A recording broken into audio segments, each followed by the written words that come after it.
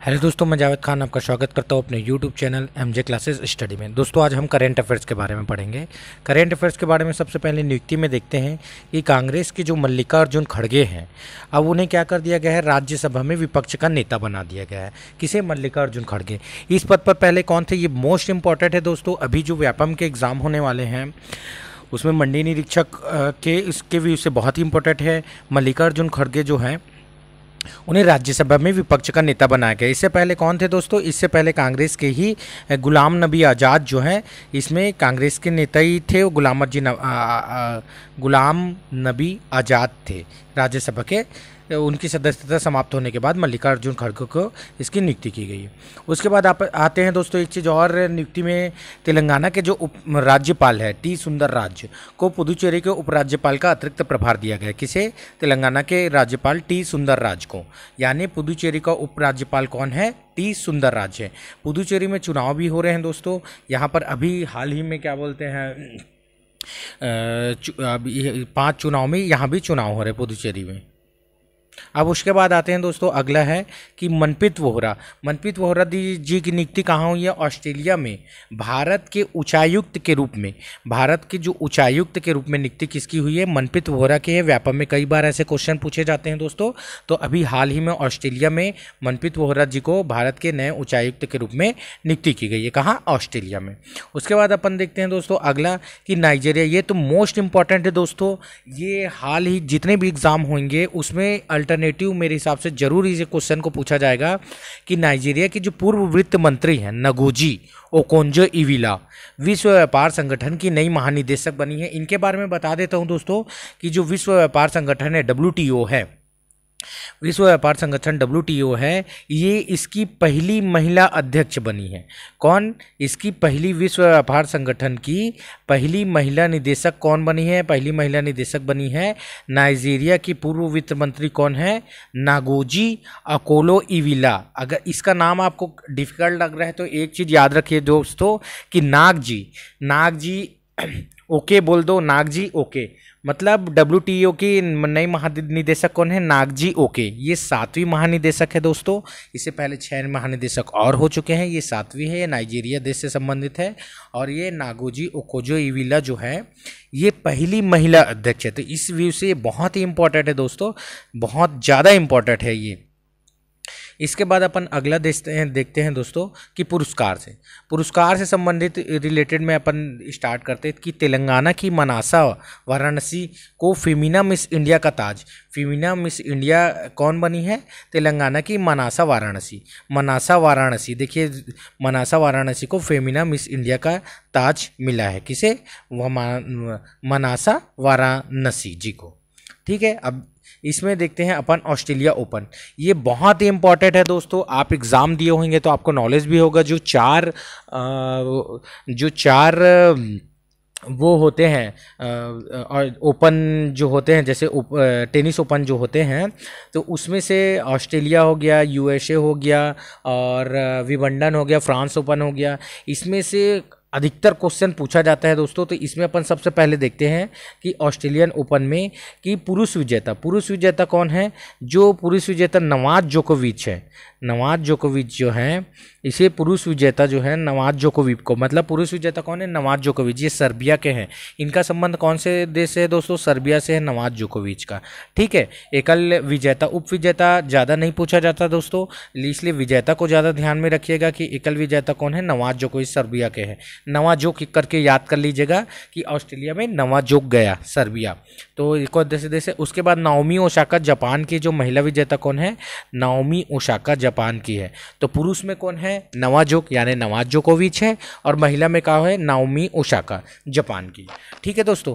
अब इसके बाद आते हैं अपन, ये तो हो गया। अब पुरुष विजेता युगल माने होता है दोस्तों जो संयुक्त 2 पुरुष खिलाड़ी जो खेलते हैं उसमें कौन जीते हैं, ये भी अधिकतर पूछा जाता है। तो इवान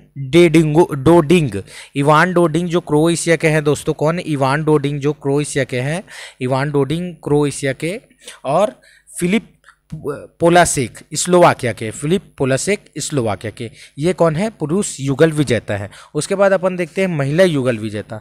महिला युगल विजेता में कौन है, एलिसे मंट्रेस है बेल्जियम की, व आयना सबालेका बेलारूस की है। ठीक है दोस्तों, महिला विजेता पुरुष विजेता में देख लिए, और मिश्रित विजेता में देख लेते हैं बारबरा क्रेजसिवोका जो चेक युगल गणराज्य की है, और राजीव राम अमेरिका के हैं, राजीव राम अमेरिका के, और बारबोरा। इसमें क्या होता है, मिश्रित में दोस्तों एक महिला खिलाड़ी होती है, एक पुरुष खिलाड़ी होती है। ये बहुत ही इंपॉर्टेंट है दोस्तों। वीडियो को क्या बोलते हैं, इस वीडियो को जरूर देखिएगा, इसमें मैं इंपॉर्टेंट चीज़ ही बता रहा हूँ दोस्तों। अब इसके बाद आते हैं अपन दोस्तों, BBC sport women of the year का पुरस्कार किसे दिया गया है।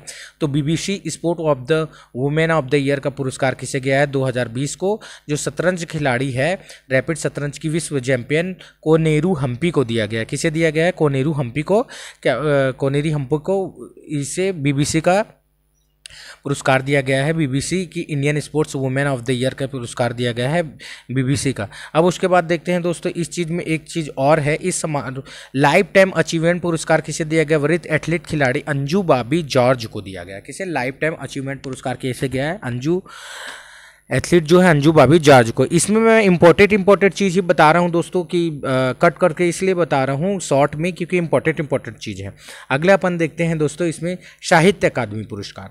साहित्य अकादमी पुरस्कार बहुत ही इंपॉर्टेंट है दोस्तों। इसमें बहुत साहित्य अकादमी पुरस्कार तो बहुत क्षेत्र में दिया जाता है, लेकिन मैं 4 जो इंपॉर्टेंट है उसके बारे में बताऊँगा। सबसे पहले अपन देखते हैं अंग्रेजी के बारे में। तो अंग्रेजी का है दोस्तों, सबसे पहले अपन देखेंगे किसके बारे में, अंग्रेजी। तो अंग्रेजी, हिंदी और अंग्रेजी हिंदी देखेंगे। इस समय कन्नड़ का भी देख लेंगे दोस्तों, क्योंकि कन्नड़ का भी ये कांग्रेस के नेता उन्हें दिया गया है। तो सबसे पहले अपन क्या देते हैं, अंग्रेजी का। तो अंग्रेजी का किसे मिला है दोस्तों, अंग्रेजी का when God is the traveller.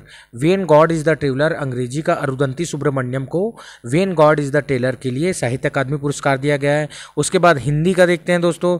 तो हिंदी का आपको बता देता हूँ, हिंदी का जो है कविता अनामिका, जो लेखक है अनामिका, उनको टोकरी में दिंगत थेरीर गाथा है, 2014 की कविता संग्रह है ये, टोकरी में दिंगत थेरीर गाथा के लिए उन्हें दिया गया, किसे, अनामिका को। एक बार और रिपीट कर देता हूँ, अंग्रेजी का दिया गया है when God is the traveller को दिया गया है, अरुंधति सुब्रमण्यम इसके लेखक हैं। और उसके बाद हिंदी का किसे दिया, टोकरी में दिवंगत थेरीर गाथा है ये, इसे अनामिका इसकी लेखक है। उसके बाद कन्नड़ का भी एक समय देख लेते हैं कि श्री बाहुबली अहिम सादा दिग्विजयम महाकाव्य के लिए एम वीरप्पा मोइली को दिया गया। इसलिए बता रहा हूँ दोस्तों, क्योंकि ये कांग्रेस के नेता हैं, एम वीरप्पा मोइली को इसलिए दिया गया, इसलिए ये भी इंपॉर्टेंट हो जाता है कन्नड़ का। लेकिन ज़्यादातर अंग्रेजी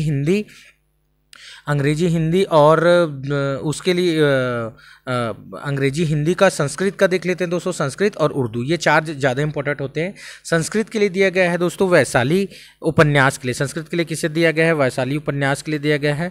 संस्कृत के लिए किसे दिया गया है, वैशाली उपन्यास के लिए दिया गया है। वैशाली उपन्यास के लिए किसे दिया गया है, संस्कृत में महेश चंद्र शर्मा गौतम को।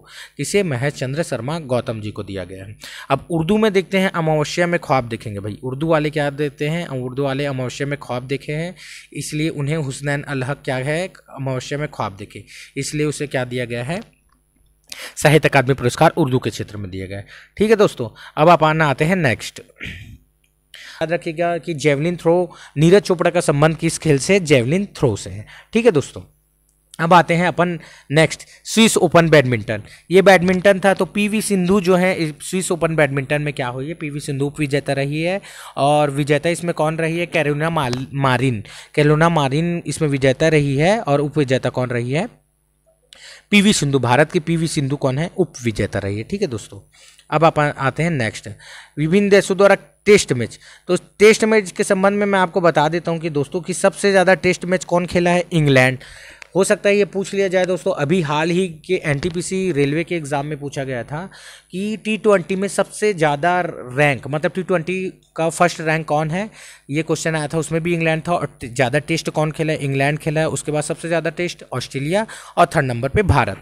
तो इस चीज़ को याद रखिएगा कि सबसे ज़्यादा टेस्ट मैच कौन खेले, इंग्लैंड, उसके बाद ऑस्ट्रेलिया, फिर भारत।